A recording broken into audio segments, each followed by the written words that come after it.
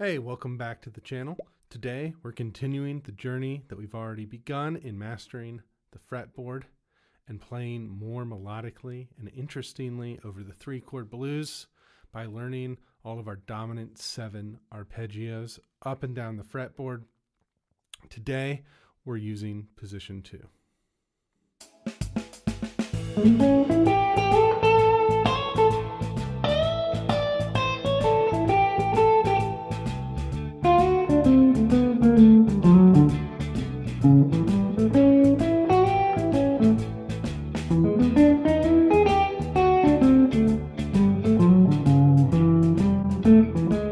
Fair warning, before you go any further, this video is part of a series.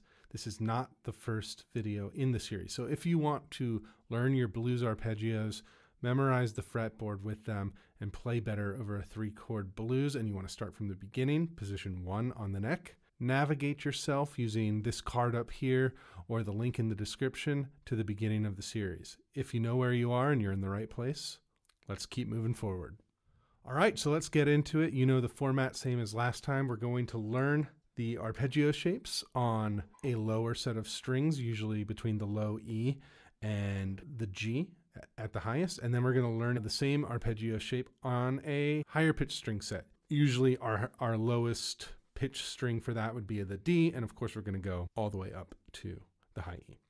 All right, so we're in the key of A, same as the last video. So we've got A7, D7, and E7 are our chords. All right, so let's learn the arpeggio shape for the A7 in the second position using our pentatonic shapes as a loose guideline for what that position means. So in this case, we're kind of going to be up in this 8th to 10th fret area, although we will actually come down into the 6th and 5th fret for a bit with this set of shapes. All right, so our first shape, the A7, is really interesting. We're going to be starting on the 3rd. So the 9th fret of the E string, which is a C sharp. That's our shape. So 9th fret on the E string, 7th fret on the A string, and that's our 5th. The 10th fret of the A string, and then the 7th fret of the D string. If you've learned your chord inversions or you've played a lot of Hendrix, you probably recognize this way of playing a major chord. So this is more or less outlining that, except we're grabbing the 7th right here. All right, now let's learn our 4 chord. So this is a great spot to be playing over the 4 chord. It lays under the fingers really nicely. This is our shape. So 10th fret on the E string is our root. 9th fret on the A string is our 3rd. 7th fret on the D string is our 5th. And then we'll bring our pinky down. 10th fret on the D string is our 7th. So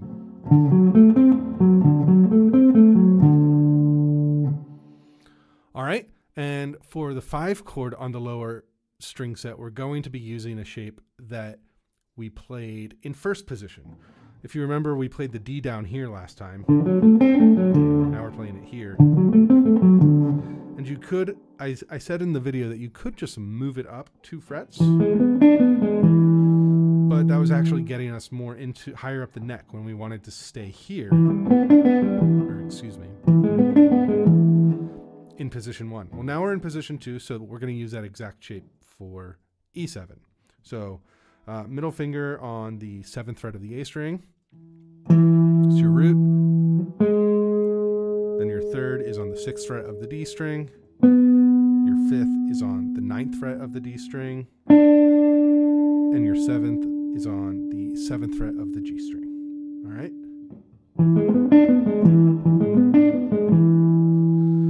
All right, so what we have down here in position 2 for all 3 chords on the lower set of strings is A7, D7,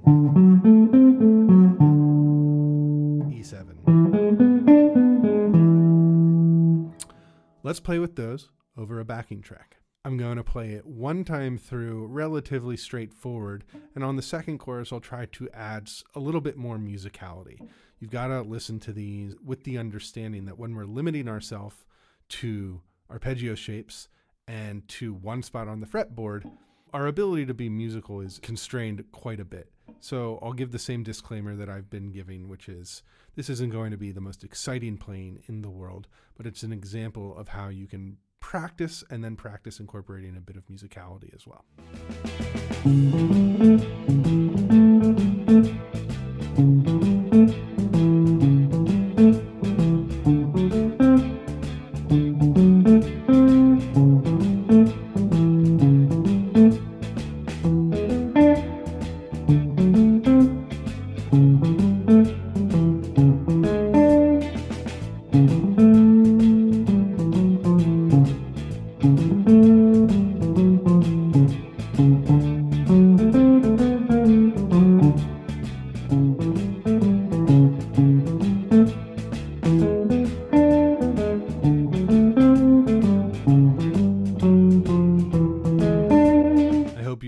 I hope the practice went well.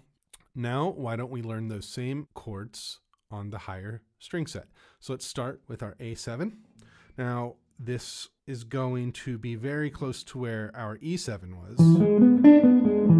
We're just going to hop up a string and use a very similar fingering. 7th fret on the D string, 6th fret on the G string, 9th fret on the G string, and 8th fret on the B string. Right? Root, 5th, 3rd, 7th.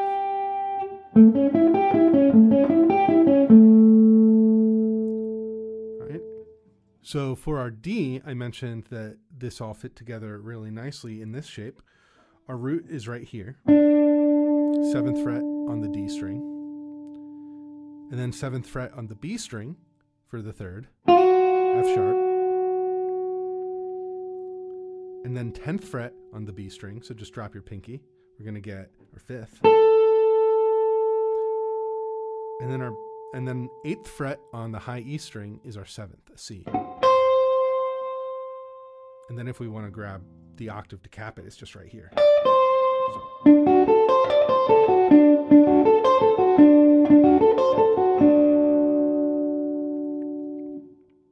All right, for our E7, our fingers are going to remain right here. And if you want to play this D, that is a chord tone in the E7. It's the 7th. For the purposes of this course and keeping it simple, we've been trying to start on the root. So that root note is here, 9th fret on the G string. The 3rd is the 9th fret on the B string. Then your 5th is the 7th fret of the E string of B. And then your 7th is this D, 10th fret on the E string.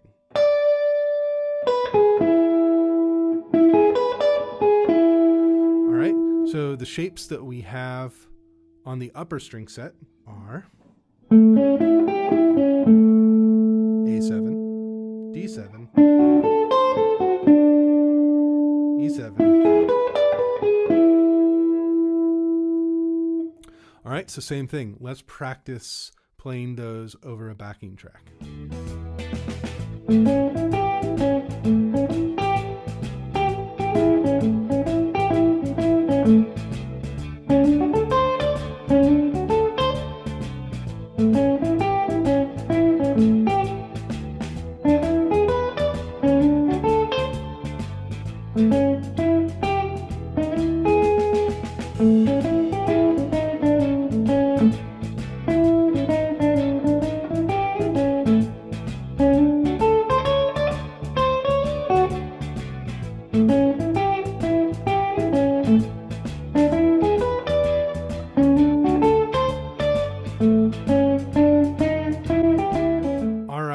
Now it's time to combine the shapes and play them together.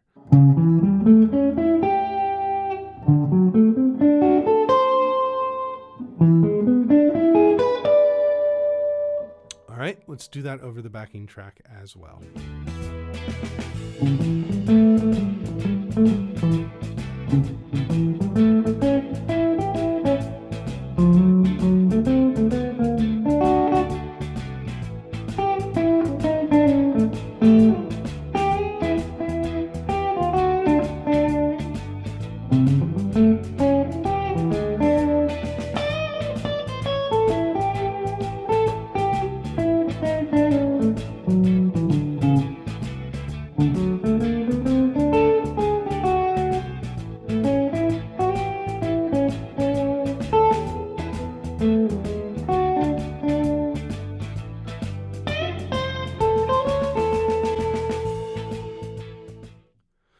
right, congratulations. Now you've learned the arpeggios for the 1, 4, and 5 chord in the key of A in position 1 and in position 2, 2 octaves for each spot on the neck.